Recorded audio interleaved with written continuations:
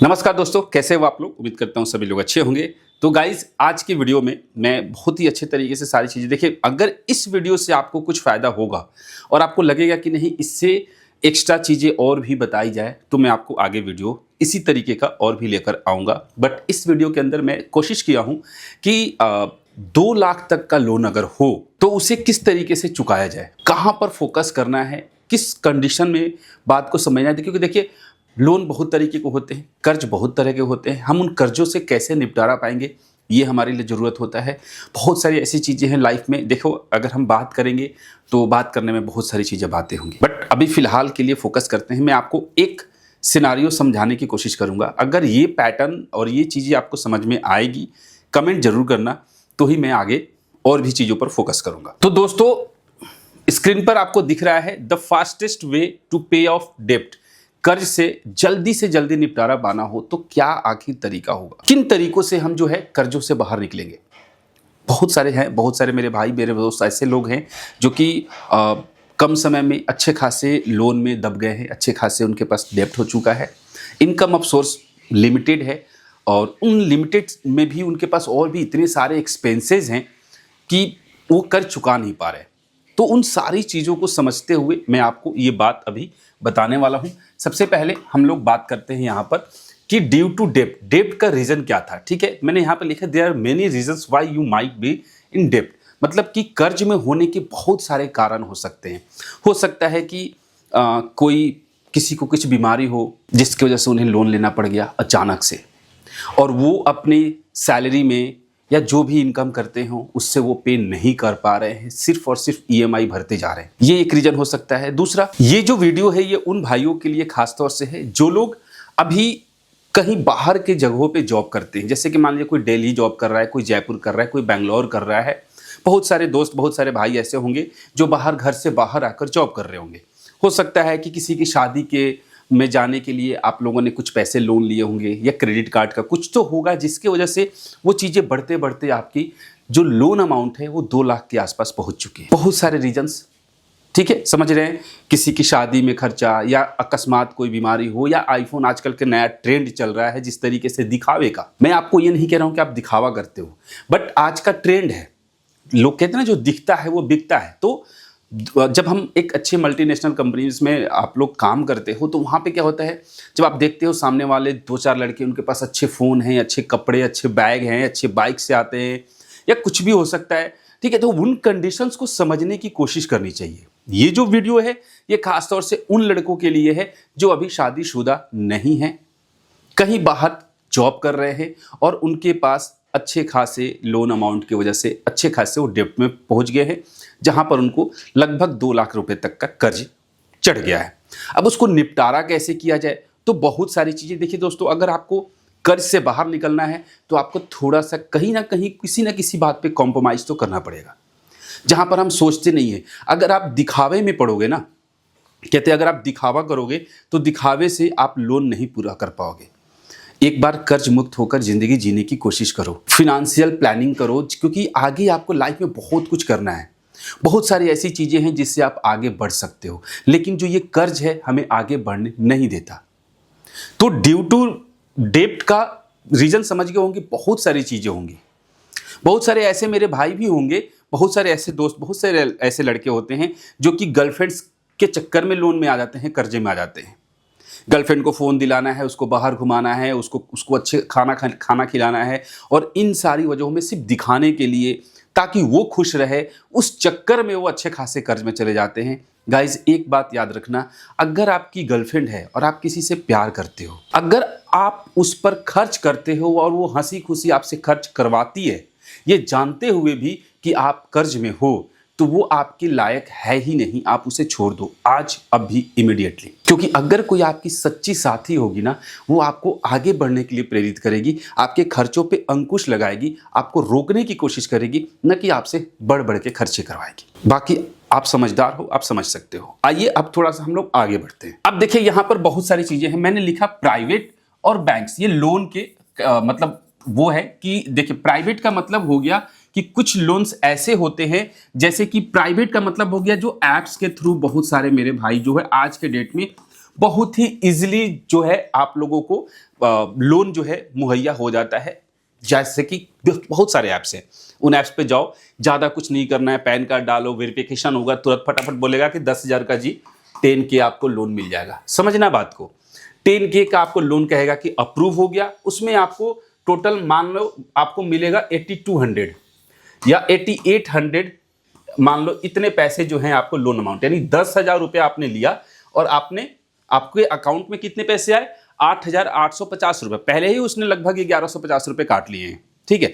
इसके बाद आप जब इनको पे करने जाओगे 1 महीना के अंदर, आपको वहां पे मंथली होता है, आप चाहो तो 3 मंथ्स के भी वहां पे आप EMI कन्वर्ट कर सकते हो। 3 EMI याद रखिएगा, 3 EMI पे भी आप यहां पर कन्वर्ट कर सकते हो। लेकिन जब आप इसको पे करने जाओगे तो आपको दिखेगा कि आप 10,000 का जो लोन आपने लिया था एप्स के थ्रू, आप वहां पे 11,500 पे कर चुके हो, 11,000 पे कर चुके हो। यानी कि दोस्तों समझने की कोशिश करना, आपके पास आए कितना, 8,800, आपने पे किया 11,000 रुपए, ठीक है। यानी कि लगभग 3,800 रुपए जो है आपने इनको दे दिए 1 महीना के अंदर। ये इतना भारी नुकसान होता है। मैं आप लोगों से यही कहूंगा, इमीडिएटली लोन तो मिल जाता है बट बहुत नुकसान होता है, बहुत कर्ज दे, मतलब आप देख रहे हो हाईली इंटरेस्ट है। तो ये प्राइवेट में सबसे पहले तो ये है, जो और भी सारे ऐप्स हैं जो आपको लोन मुहैया कराते हैं, इनसे आपको सबसे पहले बच के रहना है। इन लोगों से आप कोई भी कभी भी लोन ना लो। समझ रहे हो, आप प्रोसेस करके देखना इस प्रोसेस में आपको कितना नुकसान होगा। दूसरा होता है प्राइवेट में एक, जो कि आप मतलब कि किसी जैसे जो मार्केट में बहुत सारे होते हैं, हर जगह, हर स्टेट में, हर शहर में उस तरीके के लोग होते हैं जो आपको प्राइवेटली लोन देते हैं। यानी कि अगर आप 10,000 रुपये किसी से कर्ज लोगे, ठीक है, 10,000 रुपये, तो मिनिमम मान के चलो कि 5% आपको इंटरेस्ट रेट होता है मंथली। याद रखना, पर मंथ ये होता है मंथली। 5% इंटरेस्ट जो होगा वो मंथली होगा। यानी कि 10,000 रुपये आपने लिया और 1 महीने में आपने पैसे नहीं दिए तो आपको उनको 500 रुपये इंटरेस्ट देना पड़ता है। ये 5% भी होता है, ठीक है, ये आपको 8% भी होता है, 10% भी होता है, 12% भी होता है और भी ज्यादा होता है। तो ये क्या है ना कि ये लोन भी बहुत ज्यादा आपको नुकसान दे सकता है। तो ये जो है आपको सबसे पहले, मैं आपसे यही कहूंगा कि सबसे पहले अगर आपको किसी का कर्ज चुकाना है तो आपको प्राइवेट पर फोकस करना चाहिए। सबसे पहले इनको फोकस करो और अपनी जिंदगी से सबसे पहले आप इनको बाहर करो कि आपको कभी भी लोन की जरूरत पड़े तो इन लोगों से लोन आपको लेने की जरूरत ना पड़े। सबसे पहले इनको फोकस करो। पता है क्यों? देखो, आप अगर EMI टाइम पर नहीं दे रहे हो, आप ऑलरेडी कर्ज में हो और बैंक के EMI आप नहीं भर रहे हो, मैं ये नहीं कह रहा हूं कि आपको नहीं भरना है। अगर आप इनके 2 महीना बैंक्स के EMI नहीं भरोगे ना तो आपका कुछ नहीं जाएगा।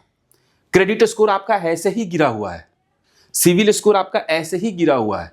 लेकिन अगर वो 2 महीना इन बैंक्स का EMI अगर आप 2 महीना रोक के इनका अगर आप खत्म कर सकते हो तो कर दो और उसके बाद बैंक्स को पेनाल्टी के साथ भर दो। वो उतना ज्यादा भारी नहीं होगा जितना कि इनका भारी होगा। और यकीन मानो, जब आप प्राइवेट लोन्स को चुका दोगे तो आपको बहुत ही मन में शांति और सुकून मिलेगा। तो आप समझ गए होंगे मेरे कहने का मतलब क्या है कि प्राइवेट सेक्टर वालों को सबसे पहले आपको अपनी जिंदगी से बाहर करना है, लोन के EMI से बाहर करना है। बैंक में क्या क्या होता है? बैंक में जैसे क्रेडिट कार्ड भी हो जाता है, पर्सनल लोन भी हो जाता है, ठीक है, होम लोन भी होगा किसी के ऊपर। होम लोन के ऊपर तो मैं पूरी की पूरी वीडियो बनाऊंगा। होम लोन और क्रेडिट कार्ड। होम लोन जिंदगी की आज के डेट में, मैं आपको साफ साफ कह रहा हूं, इसके ऊपर वीडियो बनाना है नहीं बनाना है आप लोग बताना। होम लोन आज के डेट में लेना जिंदगी की सबसे बड़ी बेवकूफ़ी वाली काम, मूर्खतापूर्ण काम है। ये मैं इसलिए कह रहा हूं क्योंकि मैं भी अगर चाहूं तो आज 1 करोड़ का 2 करोड़ का मकान ले सकता हूं लोन के थ्रू। 50 लाख रुपए डाउन पेमेंट करूं और 1 करोड़ का घर ले लूं, 1.5 करोड़ का घर ले लूं, EMI 50 हज़ार महीने का भरते रहूं। पर ये कितनी बड़ी बेवकूफ़ी होगी मैं आपको बता नहीं सकता। इसके बारे में बाद में डिटेल में बात करेंगे। बट देखो, मैं डिटेल में तभी बात करूंगा जब आप लोगों के कमेंट्स आएंगे उस तरीके से कि हाँ, इन चीज़ों को किस तरीके से निपटारा किया जाए, आखिर क्या होगा। जब आप लोगों के सवाल आएंगे तभी मैं उनके जवाब भी दे पाऊंगा। तो आपके कमेंट का बेसब्री से मुझे इंतजार रहेगा। तो आप समझ गए होंगे कि बैंक से रिलेटेड यानी गवर्नमेंट सेक्टर से हो गया, बैंक्स में क्रेडिट कार्ड हो गए, पर्सनल लोन हो गया, होम लोन हो गया, कार लोन हो गया, बहुत सारी तरीके की स्कीम होते हैं, बहुत सारे चीज़ों का ईएमआई होता है। कितने लोग फिनांशियल जैसे हेल्थ इंश्योरेंस ले लेते हैं, उनके ईएमआई भी भरनी है। अकस्मात आपके पास खर्चे भी बढ़ गए, उन खर्चों को भी आपको देखना है। बहुत कुछ होता है जिसकी वजह से हम लोग मुसीबत में फंस जाते हैं। तो आइए अब थोड़ा सा इसको हम आगे की तरफ बढ़ते हैं। अब आपके सामने मैंने लिखा है कि loan up to 2 lakh rupees. ठीक है, आपके पास टोटल जो लोन है वो 2 लाख रुपए का लोन है। ठीक है, आपके पास टोटल कितना लोन है? 2 लाख रुपीज, 2 लाख रुपए का लोन है और आपकी इनकम जो है वो मात्र 25,000 रुपए महीने की इनकम है। अब समझने की बात यह है कि अगर आपका महीने का इनकम मात्र 25,000 रुपए है, लोन आपका जो हो गया है बढ़कर हो गया 2 लाख रुपए। हो सकता है इस 2 लाख में आपने कुछ प्राइवेट लोन भी लिया हो सकता है आपका क्रेडिट कार्ड का ईएमआई भी जाता हो सकता है आपने कुछ पर्सनल लोन भी लिया हो, कुछ भी हो सकता है, प्राइवेट ऐप्स के थ्रू भी लोन लिए हों या प्राइवेट किसी पब्लिक से लिए लोन लिए होंगे, तो बहुत सारी चीज़ें हो सकती हैं। लेकिन अगर हम बात करें कि 25,000 रुपये का लोन में अगर अब हम आपके पास आते हैं, आपकी इनकम है 25,000 रुपये, बट अगर हम आपके एक्सपेंसेस की बात करें कि आपके खर्चे कितने हैं, तो अगर आप दिल्ली जैसे शहर में या बेंगलोर या कहीं भी आप रहते हो तो खर्चा तो होगा। हर जगह कहीं ना कहीं आप कॉम्प्रोमाइज़ कर रहे होंगे। हो सकता है कि आप रेंट पे रहते हो। मोस्ट प्रोबेबली लोग ज़्यादातर जब गांवों से शहरों में आते हैं तो रेंट पे ही रहते हैं। जैसे कि कोई आईटी सेक्टर में जॉब करता है, कोई कहीं भी किसी भी सेक्टर में आप अपना जॉब करना शुरू कर दिए हो, आपका मंथली इनकम कम से कम 25,000 रुपये है, आपका ये ऊपर लोन 2 लाख रुपए का है। तो हम बात करते हैं सबसे पहले एक्सपेंसेस की। उसके अंदर कम से कम अगर हम बात करें तो कितने के 7,000 रुपये हम एक मिनिमम में मानकर चलता हूं कि आप होम रेंट जो है, आपका घर का जो किराया है वो 7,000 है। चाहे आप पर्सनली रहते हो, चाहे आप ये भी हो सकता है कि आप 2 लड़कों के साथ शेयर में रहते हो। इसके बाद आपके ट्रैवलिंग पर मिनिमम खर्चा जो है 3,500 रुपये पर मंथ। ये सारा जो है ये मंथली है। ठीक है, याद रखिएगा ये सारा जो है ये मंथली है। फूड यानी कि आपके खाने पीने पे जो खर्चा होगा टोटल घर से लेके बाहर तक, ये आपका 5,000 हो सकता है। इलेक्ट्रिक बिल हो सकता है कि मिनिमम, मतलब ये मैक्सिमम मैंने रखा है 2,000 रुपए तक है। लेकिन अब अगर आपको सबसे ज्यादा जहां पर पैसे जा रहे हैं वो जा रहा है ईएमआईज में, यानी कि 14,000 रुपये आपका महीने का, हर महीना आप इंटरेस्ट समझो या ईएमआई समझो। हो सकता है कि कुछ बैंक्स के हों जिसके अंदर आपका ईएमआई और इंटरेस्ट दोनों जा रहा हो सकता है कि इसके अंदर आपका इस 14,000 में हो सकता है कि 6K या 7K आपका इंटरेस्ट हो। ठीक है, ये भी हो सकता है 6K या 7K सिर्फ इंटरेस्ट हो महीने का, जो आप प्राइवेट्स के तरीके से लिए हो। बहुत सारी चीजें हो सकती हैं, क्योंकि देखिए मुझे किसी का मैटर नहीं पता। अगर कोई अपना मैटर बताएगा तो उस मैटर के तहत मैं पूरी की पूरी सॉल्यूशन बताने की कोशिश करूंगा। तो फिलहाल जो है ये सिचुएशन है। तो अगर हम इन सबको कैलकुलेट करते हैं तो होता है 31.5 थाउजेंड रुपीज, यानी कि अगर आप 25,000 महीने का कमा रहे हो और आपके खर्चे हो गए हैं 31,500, और ये वो खर्चे हैं जो मूल खर्चे हैं। हो सकता है कभी आपकी तबीयत खराब हो गई हो, उसमें 400-500 रुपये महीने में आपकी दवाई पर लग गया हो सकता है कि कहीं जाते टाइम आपको चोट लग गया, वहां पर भी आपके खर्चे हो सकते हैं। हो सकता है कि किसी महीने में आपके घर पे कुछ जरूरत पड़ गई, राखी का त्यौहार आया, उसमें आपको गांव जाना पड़ गया, ये सब कुछ हुआ, उसमें आपको 4-5 हज़ार रुपये खर्चा हो गया। तो आपके बजट हमेशा जो है 30,000 से लेकर 40,000 के बीच में वैरी करते रहेगा। अब सवाल ये है कि 25,000 कमाकर हम 2 लाख का लोन भरे तो भरे कैसे? तो देखिए सबसे पहली बात तो ये है, मैं आपसे यही कहूंगा कि जो मैंने किया, आपको अपने खर्चों को सबसे पहले समेटना चाहिए। मैंने पहली वाली वीडियो में भी ये बात बोली थी कि खर्चों को जो है समेटने की कोशिश करनी चाहिए, सबसे पहला काम। ठीक है, कि जहां पर आपके एक्सपेंसेस 5,000 हो रहे हैं, आपको कोशिश करना है कि वहां पर आपके एक्सपेंसेस जो है वो 4,000 हो, 3,500 हो। जब, क्योंकि ये ज्यादा दिन की बात नहीं है, मैं आपको बताऊंगा ये 14,000 की ईएमआई आप 14 महीने में कर्ज मुक्त हो जाओगे। लेकिन कहीं ना कहीं आपको कुछ ना कुछ कॉम्प्रोमाइज करना पड़ेगा अपने सपनों से, अपने ख्वाहिशों से। हो सकता है गर्लफ्रेंड जहां पर आपको महीने में कम से कम 1,000-2,000 का खर्चा हो रहा हो, उसको भी साइड करो, मत लेके जाओ ना यार। अगर 1 साल अगर आप नहीं खिलाओगे पिलाओगे तो क्या होगा? अगर वो रिश्ता टूटने वाला होगा तो हो जाएगा। सब कुछ ऊपर वाले के हाथ में है। आपको मौका दिया है भगवान ने कि आप कर्ज से मुक्ति पाओ, तो मुक्ति पाओ, कर्ज और मत बढ़ाओ। तो इसके लिए आपको क्या करना पड़ेगा? तो सबसे पहले जो मुझे दिखाई दे रहा है, सबसे पहले आपको अपने होम रेंट की फैसिलिटीज को चेंज करना पड़ेगा। आप थोड़ा सा कॉम्प्रोमाइज करो। अगर आप पर्सनली रहते हो 7,000 के किराए के घर पे, अपने ऑफिस में दोस्तों से पता करो कि कोई और साथ में रहता है तो आप उनके साथ रूम शेयर कर लो। ज़्यादा नहीं, 1.6 ठीक है, यानी 1.5 साल के लिए सिर्फ आप अपने घर रूम को शेयर कर लो। अगर आप शेयर कर लेते हो तो ये जो 7 के दिख रहा है ना, वो आपको 2.5 से लेकर 3.5 के तक आपको खर्चा आएगा, समझना, ठीक है। अगर आपने शेयर कर लिया तो अगर आपको पर्सनली ही रहना है, अकेले ही रहना है, तो आप ऐसा घर देखो जो बिल्कुल ही सस्ता हो।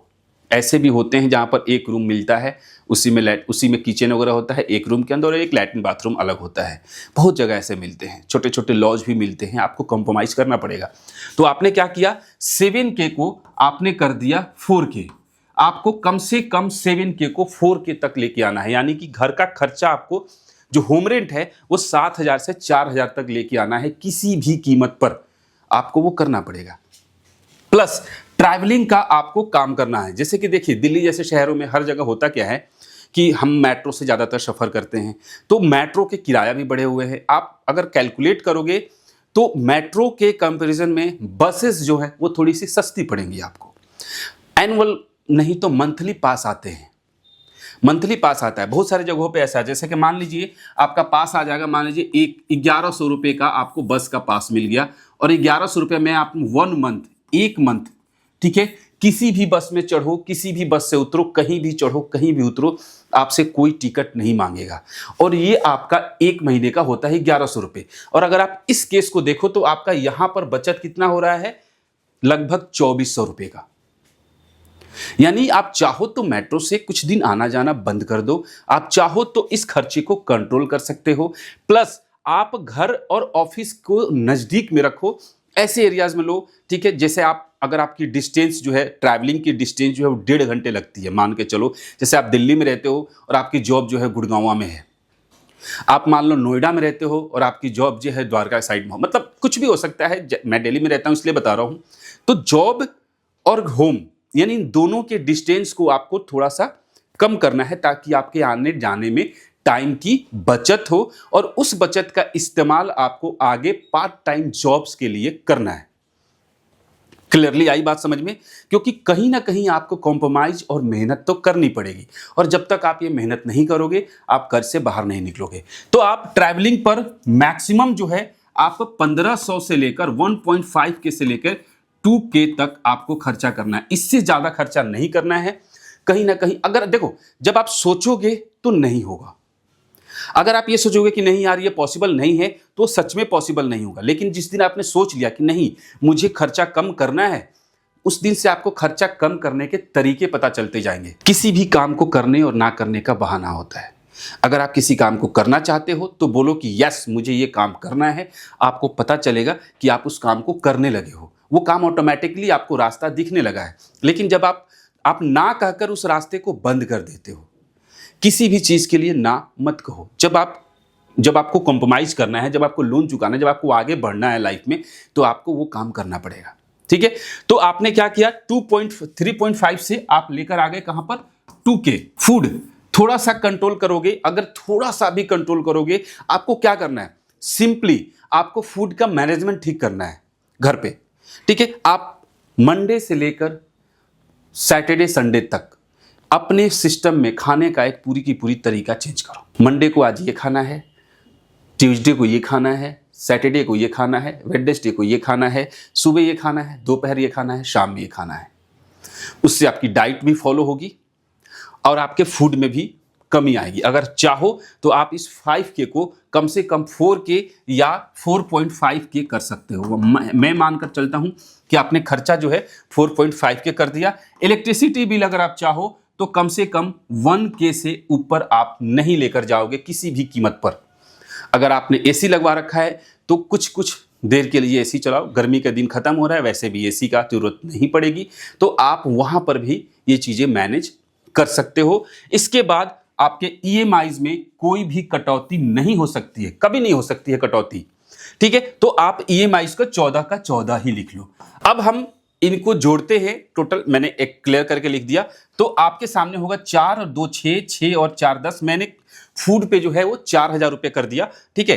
तो हो गए 4 2 6 4 10 1 11 और 14, 25,000 रुपये आपके सामने यहां पर दिखाई दे रहा है, 25,000 रुपये। अब समझना कि ये 25,000 रुपये आपके अब जो है आपको एक्स्ट्रा कहीं से लेना देना नहीं पड़ेगा। अब बात करते हैं कि अब इन चीज़ों से हम कैसे निपटेंगे। अब इन चीज़ों से जो है हम कैसे निपटेंगे। एक्स्ट्रा इनकम पर आपको फोकस करना है, ठीक है। एक्स्ट्रा इनकम पर आपको फोकस करना है। अगर आपके ऑफिस में एक्स्ट्रा टाइम, ओवर टाइम या नाइट ड्यूटी लगाकर भी अगर आपसे पैसे कमाने का तरीका दिख रहा है तो आपको महीने में कम से कम 10 डेज आपको वो काम करना चाहिए, 10 दिन। अब पूछो क्यों और कैसे। हो सकता है बहुत सारे लोगों के ऑफिसेज ऐसे होते हैं जहां पे आप रात पे काम करते हो तो खाना भी आपको वहां पर मिलता है, तो आपके रात के खाने का बचत भी होगा। देखो, बचत करना जरूरी है। जब तक आप बचत नहीं करोगे आप लोन से बाहर नहीं आओगे। हो सकता है कि आपको वहां पर रात को खाना खाने के टाइम पे खाना खाने का पैसा आपको ऑफिस से मिल जाए, प्लस आपको नाइट ड्यूटी के पैसे भी एक्स्ट्रा मिलते हैं। अगर आप 10 डेज काम करते हुए, याद रखना गाइस, अगर आप 10 डेज काम करते हो और एक दिन में अगर आपको 700 रुपये भी नाइट के मिल रहे हैं तो 10 दिन में आपको मिलते हैं कितने, 7,000 रुपये आप एक्स्ट्रा कमा रहे हो। तो ये एक बेनिफिट होगा आपके एक्स्ट्रा इनकम का। अगर आपके पास ऑफिस में ये जरिया है तो इसको करना चाहिए। आप ऐश आराम की जिंदगी को अभी थोड़े दिन के लिए, 1 साल के लिए भूल जाओ। अब क्या करो, आप इस 7,000 रुपये को सेव करो, आप इसको खर्चा मत करो और आप इसको 5 महीने कंटिन्यू कमाओ। आपके पास होंगे 7 5 35,000 रुपये आपके पास जुट जाएंगे। अब आपको क्या करना है, अब देखना है कि इन 35,000 में से हो सकता है कि आपने प्राइवेट लोन, ठीक है, प्राइवेट वालों से आपने 20,000 का लोन लिया हो, ठीक है, और 20,000 में आपको 5% पर 1,000 महीना आपको उनको देना पड़ रहा हो, ठीक है, 2,000, सॉरी, 5 दूनी 10, हाँ 1,000, ठीक है। यानी कि आपको 1,000 का जो है इंटरेस्ट आपको हर महीना देना पड़ रहा हो, तो आपके पास 35 होने का आपको इंतजार नहीं करना है, ठीक है। यानी कि 3 महीने बाद, ठीक, 3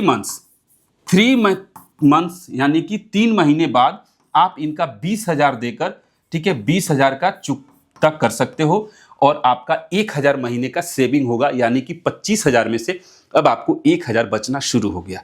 यानी कि अब बचत तो शुरू होगा ही, प्लस अब आपका जो लोन अमाउंट है वो आपको 14,000 से कम हो रहा है। चूंकि आप ये भी देख रहे हो कि अगर आप 14,000 रुपये हर महीना लोन में चुका रहे हो, 14,000 रुपये, तो आपके सामने क्या होगा कि 14,000 को अगर कैलकुलेट करोगे तो आपको कम से कम 14 महीने, 14 मंथ जो है आपको लगने वाले हैं टोटल कर्ज चुकाने में। यानी कि आपको 1 महीना, यानी कि अगर हम इस तरीके से देखें तो आपने अगर 5 महीना काम किया तो 35,000 आपने यहां पर बचाए, प्लस आपके 14 और गुना 5, यानी कि इतने जो पैसे आपको निकल के आते हैं ये सारे पैसे आपने चुका दिए। अब आपका लोन अमाउंट 2 लाख नहीं है, लोन अमाउंट कम हो गया। अब आप ऑटोमेटिकली यहां से आप क्या करोगे, 35,000 इनको दो या प्राइवेट वालों को पैसे दो, पहले ही पैसे दो, टाइम से पहले पैसे दो, आपको ईएमआई पे पैसा बचेगा और उन पैसे को आप सेविंग्स में डालते जाओ।